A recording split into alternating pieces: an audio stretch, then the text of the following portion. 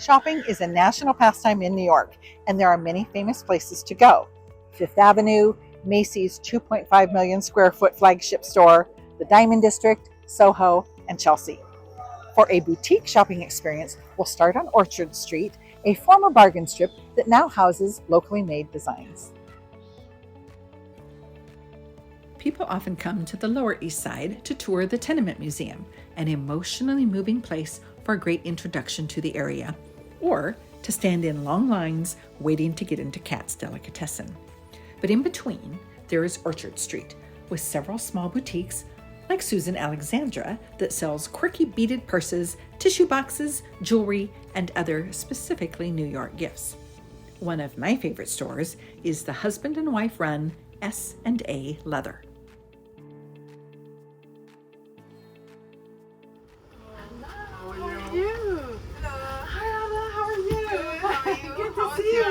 How was your week? It was great. And how was your time off? Good. Was it good? Yeah. Yeah.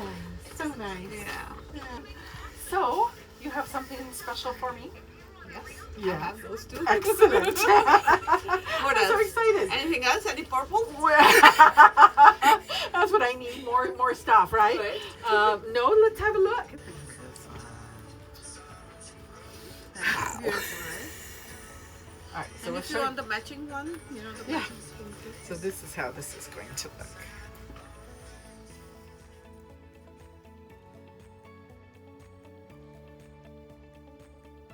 Beautiful. And of course, then this one is going to be for the Global Beauty Awards. I have the fabrics all picked for that.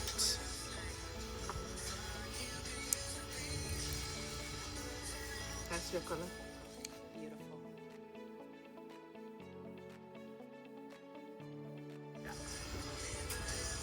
So you'll get to watch this one become a fabulous design. These are beautiful. Thank you. Just love the colors. They're nice and thick. It's We had talked beautiful. about that. Yeah, I think it's puffy with the ear. Yeah. When the ear hits it. It's just beautiful. Thank you. Worth waiting for.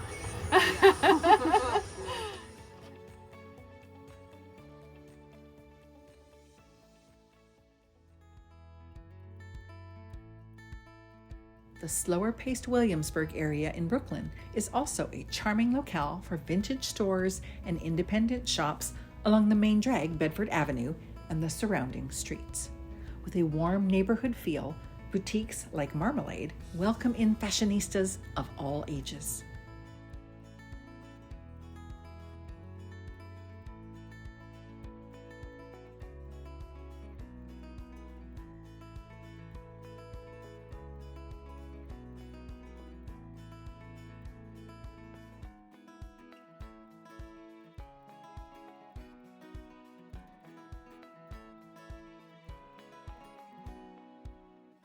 So I'm here with Casey Widmeyer. Hi. I'm so excited to finally be in your store because I have been in the Coeur d'Alene store, the Spokane store, and of course Marie's, Yes. also at the Coeur d'Alene Resort. And this is my first time in Brooklyn, period. First time in Williamsburg. So why here? Why did you decide this was where you were going to have your store? I moved to New York in 2019. I lived in Manhattan for a little bit and I eventually moved to Brooklyn. So I've been here for about 6 years. I was one of those people where I didn't really want to move to Brooklyn because I was like, I wanted to be in the city in Manhattan where all the action is, and rent prices and other different factors went into that. But I ended up moving to Brooklyn and I just fell in love with it. I really like it. I like the people. It's a little bit of a calmer vibe. You can tell that as Yes. soon as you get off the subway station close by here, it's like, it's a neighborhood. Yes. You get that sense. Yeah, and you have that energy that it's like a little bit up and coming. There's a lot of exciting new restaurants. It skews a little bit younger, a lot more creative. So I really like the energy of the neighborhood and the diversity that goes into it. And is there something with how you select what's going to be in the store, specifically with how you feel fits in the neighborhood? Yeah, definitely. I think So with our other Marmalade locations, we do have a crossover with some of the brands that we carry. And I think that in this neighborhood, specifically in Brooklyn, I think there's a little bit of a cooler vibe to it. Oh yeah? I know New Yorkers are notorious for wearing black. I never wear black, honestly. Like I don't wear head to toe black, but I think there's something that the energy about black gives you, that it's a little bit of a cooler edge, and and I think quite professional and a little bit more corporate feeling than fun and flirty, or it's a different feel. Yeah, definitely. And I think it's not so much feminine and girly the way that some of our other stores are. Like I would say pink, we don't sell pink. For whatever we don't. I'm wearing pink. I love pink. Pink just doesn't sell here. Interesting. Yeah. So have you talked to any of your customers to find out why? I should. Yeah. I think that would be an interesting study, right? Yes. To know why are people passing it up and going on to the next thing. Yeah, but I think there's a certain edge, and like you kind of need a little bit of like a city armor. So I think that having like a little cool edge to it makes you feel a little bit more confident and ready to take on the city. Well, I love black, and there's a time and place, but I also feel like it's okay to have a pop of purple. Yes.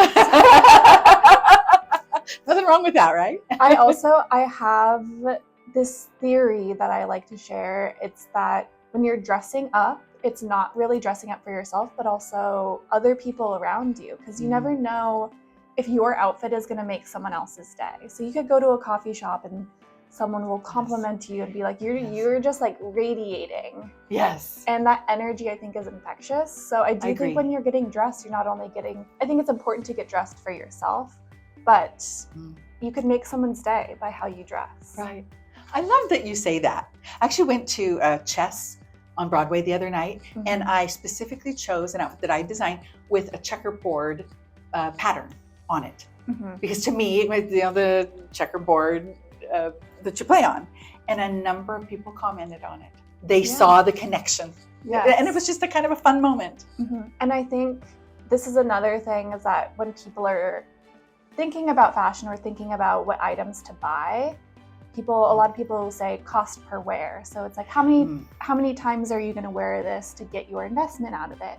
I heard someone else say cost per compliment. I like that one much better. How many compliments? So maybe it's a jacket, maybe you wear a few times a year, but every time you wear it, you get a compliment. Right. And that's like another thing to think about when you're shopping is what's the cost per compliment that I'm going to get on this? Yes, I love that.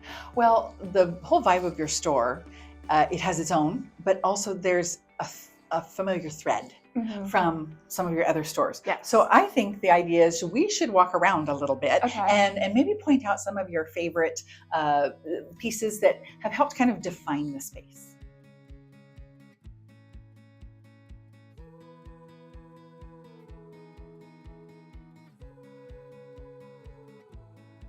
I do want to point out that this dresser, so when we opened our location in 2020, we took a U-Haul from Coeur d'Alene to New York, and this dresser was actually in my childhood bedroom. Really? Yes, and we do have the same dresser in our Coeur d'Alene location. When we were opening our new location in Coeur d'Alene, my mom really wanted a candy bar. And our story is that when we were growing up, we loved to go shopping together. We would go to Seattle, go to the mall, and one of the spaces that we always went to was a candy store. You know, the candy stores that you put it in the plastic bag and then you weigh it. So we always got candy whenever we went shopping. So that's a little homage to our memory, because we always got candy. And my mom has a sweet tooth. So.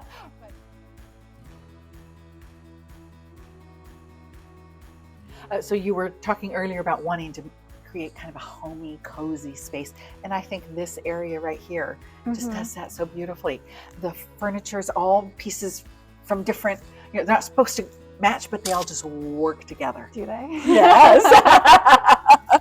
So that's obviously the look you were going for. Yes. Just a collection over time of interesting and different pieces. Yeah, I think it's also reflective of how my mom and I and my sister shop for home decor. we always liked scouting out vintage pieces from like little shows or vintage stores. And when you're shopping antiques, you're not buying the full set together that all matches. Right. You go one at a time and piece it together, so it has a little bit of that feeling.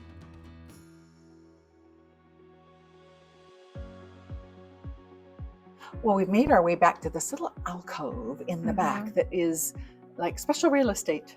Yes. So tell me what's going on here. So we partner with a vintage brand called The Narrative Vintage.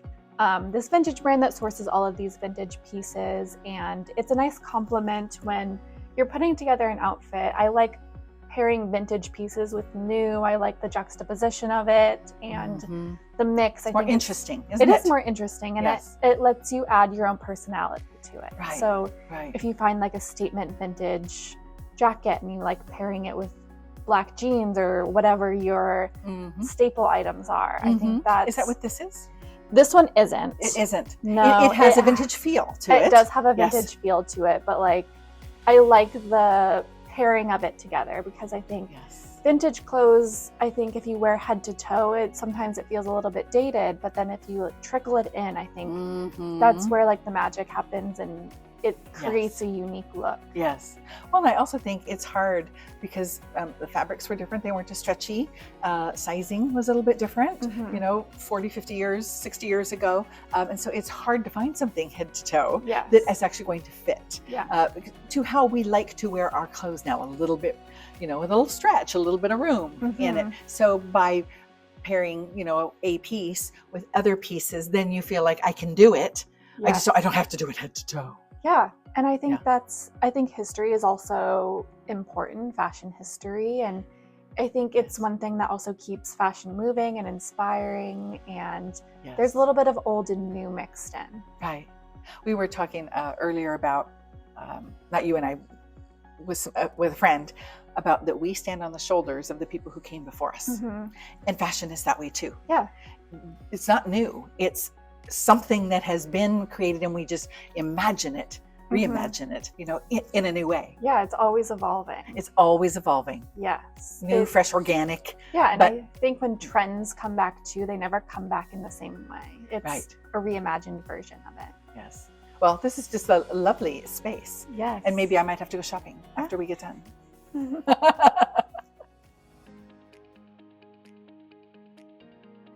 Supporting small businesses, especially women-owned, is a core value of Ms. World Traveler, and we are even more smitten when there's family involved.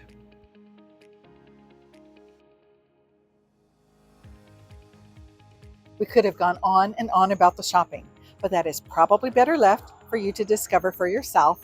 Just be prepared to pound the pavement. Next time on Ms. World Traveler Experiences New York City, we're wrapping up our month-long adventure with a tribute to our friends.